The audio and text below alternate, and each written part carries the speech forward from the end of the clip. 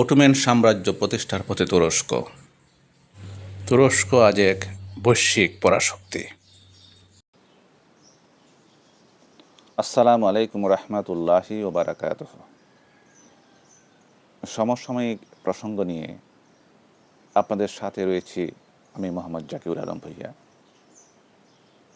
আজকের প্রসঙ্গ তুরস্কের উত্থান।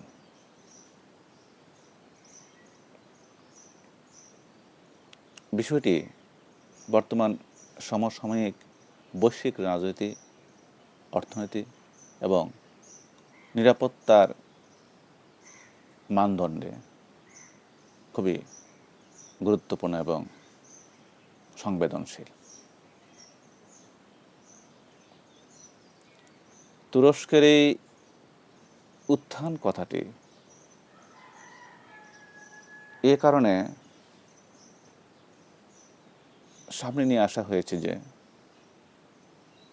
এক সময় এই তুর্কি বাহিনীর দাপট ইউরোপ, আফ্রিকা, এশিয়া পর্যন্ত বিস্তৃত ছিল। বলা হয়ে থাকে সেই অটোমান সাম্রাজ্যের এই ভৌগোলিক সীমানা, ভৌগোলিক আয়তন ছিল প্রায় 50 থেকে 52 লক্ষ বর্গ কিলোমিটার। তারা অত্যন্ত দক্ষতার সাথে, দৃঢ়তার সাথে এই অঞ্চলগুলো শাসন করেছে। তারপর প্রথম বিশ্বযুদ্ধ শুরু হয়। সেখানে ব্রিটিশদের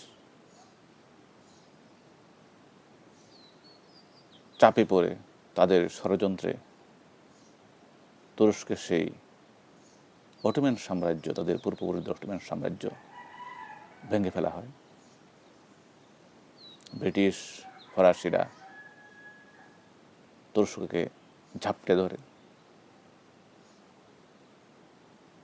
তখনকার সেই কামাল আতাতুর্ক, তুরস্কের সেই মানবদর্বী নেতা, তুরস্ককে সংগঠিত করে তাদের বিরুদ্ধে যুদ্ধে ঝাঁপিয়ে পড়ে, ব্রিটিশের বিরুদ্ধে প্রচণ্ড প্রতিরোধ গড়ে তোলে। আনাতোলিয়া আক্রমণ করলে গ্রিসদেরকে বিতাড়িত করে, ইতালিদেরকে তাদের আক্রমণের পথ রুদ্ধ করতে বাধ্য করে এবং গঠন করে আরো নিয়ে তুরস্ক নামক রাষ্ট্র। অটোমান সাম্রাজ্য শেষ হয়ে যায়, কিন্তু তুরস্কের শাসন শেষ হয়ে যায়নি। সেই 1922 সালের অটোমান শাসন পতনের পর থেকে তুরস্ক নামক রাষ্ট্রটি নতুন ভাবে জন্ম নিয়ে তাদের পথ এগোতে শুরু করে।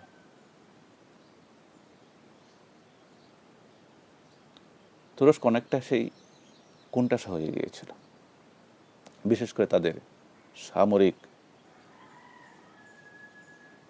সীমাবদ্ধতার কারণে। যদিও তাদের অতীত ইতিহাস অত্যন্ত শৌর্যবীর্যের, তারপরেও সামরিক সীমাবদ্ধতার কারণে তুরস্ককে অনেকটাই চুপ থাকতে হয়েছে। কিন্তু সময় বদলেছে। তুরস্ক নেটোর সদস্য হিসাবে অন্তর্ভুক্ত হয়েছে এবং ইউরোপীয় ইউনিয়নের সদস্য পদ প্রাপ্তির জন্য তারা আবেদন করেছে এবং আশা করছে ইউরোপীয় ইউনিয়ন তাদের সদস্য পদ খুব শীঘ্রই দিয়ে দিবে। কিন্তু তুরস্ক সেই আশায় এখন আর বসে থাকেনি। আমরা গত 2 দশকে যা লক্ষ্য করছি তা হচ্ছে তুরস্ক নিজস্ব প্রযুক্তিতে তাদের সামরিক সক্ষমতা বৃদ্ধি করার চেষ্টা করছে। বিদেশ নির্ভর যে সামরিক শক্তি, সেটা তারা কমিয়ে আনার চেষ্টা করছে। ইতিমধ্যে তারা শক্তিশালী ড্রোন বাজারে ছেড়েছে। তাদের ড্রোন বিশ্বের বিভিন্ন রণাঙ্গনে বেশ দাপটের সাথে সকলের দৃষ্টি আকৃষ্ট করতে পেরেছে। তাদের পঞ্চম প্রজন্মের বিমান খুব শীঘ্রই হয়তোবা আমরা বিশ্ববাসী দেখতে পাব। ইতিমধ্যে তাদের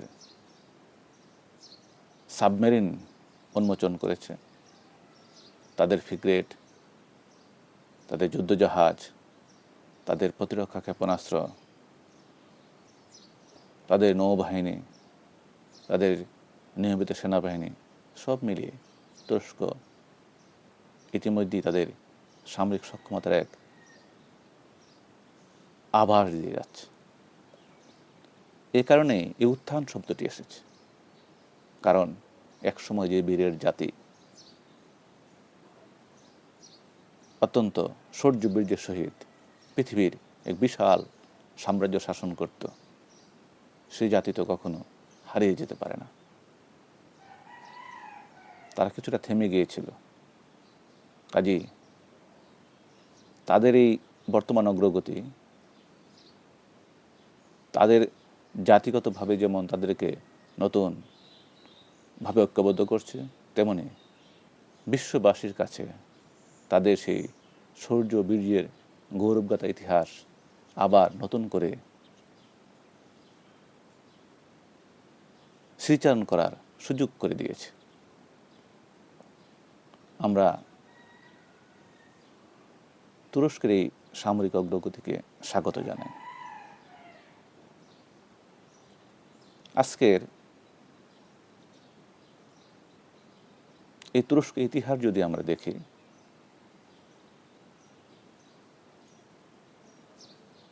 তুরস্ক একসময় ইসলামী শাসনাধীন খোলাফায়ে রাশিদিন আব্বাসীয়দের শাসনাধীন ছিল। পরবর্তী পর্যায়ে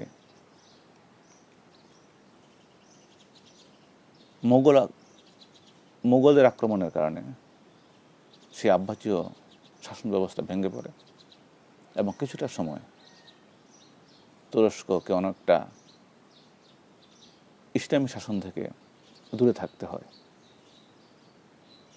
পরবর্তী পর্যায়ে তুর্কিরা আবার সংগঠিত হয়।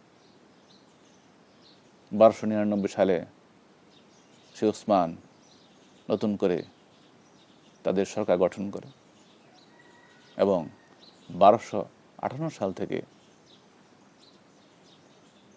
তুরস্কের এই অটোমান সাম্রাজ্য ইউরোপ থেকে আফ্রিকা হয়ে মধ্য এশিয়া পর্যন্ত বিস্তৃতি লাভ করে। তাদের সেই অটোমান সাম্রাজ্যের শাসন প্রায় 600 বছর ছিল, 1299 থেকে 1922। সে এক বিশাল ইতিহাস।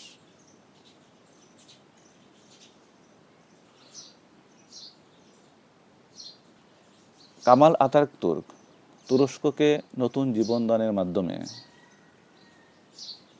তুরস্ককে নতুন করে ভাবতে শিখিয়েছে। তুরস্কের পরবর্তী প্রজন্ম, বিশেষ করে বর্তমান এরদোগান সরকার গত 2 দশকে তুরস্ককে সেই আগের গৌরবগাথা ইতিহাসকে সামনে নিয়ে এগিয়ে চলার পথের খোরাক দেখিয়ে যাচ্ছে জাতিকে।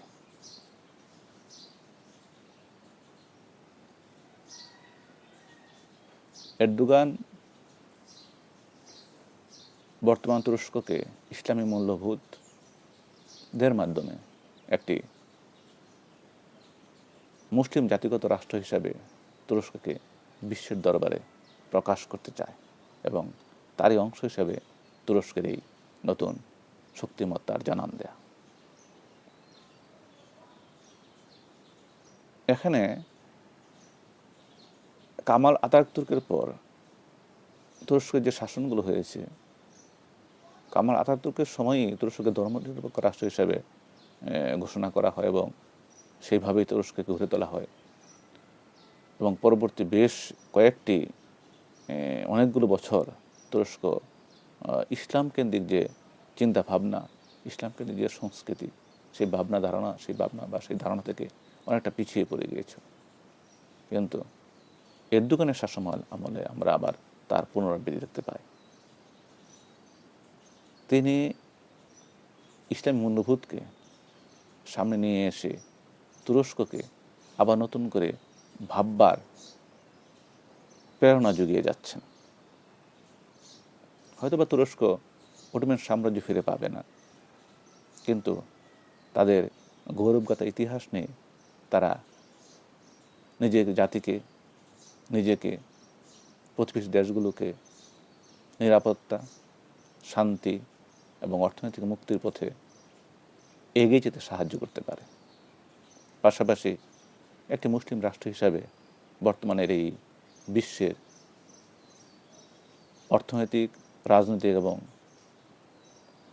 স্থিতিশীলতার দোলাচলে বিশ্বকে মুসলিম বিশ্বের প্রতিনিধি হিসাবে নিজেকে তুলে ধরতে পারে এবং এ তুলে ধরার জন্য, নিজেকে আত্মপ্রকাশ করার জন্য বর্তমান সময়ের সবচেয়ে বড় যে প্রয়োজন সেটা হচ্ছে সামরিক সক্ষমতা। আজকের বিশ্বে সামরিক সক্ষমতা না থাকলে সেখানে কোনো মূল্যবোধই টিকিয়ে রাখা যায় না। কাজেই তুরস্কের এই নতুন করে উত্থান তুরস্কে যেমন পথ দেখিয়েছে, তেমনি সারা বিশ্বের মুসলিম জাতির আশা জাগিয়েছে। আমরা মনে করি তুরস্ক সেই পথে আরও অনেক দূর এগিয়ে যাবে। পৃথিবীর বিভিন্ন প্রান্তে নির্যাতিত, নিষ্পেষিত মুসলিম নরনারীর পক্ষে তাদের কণ্ঠকে উচ্চারিত করবে, তাদের পক্ষে দাঁড়াবে, শান্তির দূত হয়ে দেশ থেকে দেশান্তরে ছুটে চলবে। যেখানে মুসলিমের চিৎকার শুনবে, যেখানে মুসলমানদের বিরুদ্ধে আঘাত আসবে, যেখানে মুসলমানদের বিরুদ্ধে জুলুম করা হবে, নির্যাতন করা হবে, সেটা হোক ফিলিস্তিন, সেটা হোক কাশ্মীর, সেটা হোক বার্মা, সেটা বিশ্বের যে প্রান্তেই হোক না কেন, তুরস্ক তার বিরুদ্ধে তার কণ্ঠ তুলে ধরবে, তার প্রতিবাদের ভাষা তুলে ধরবে। সেই প্রত্যাশায় আজকের মতো এখানেই শেষ করছি। ধন্যবাদ।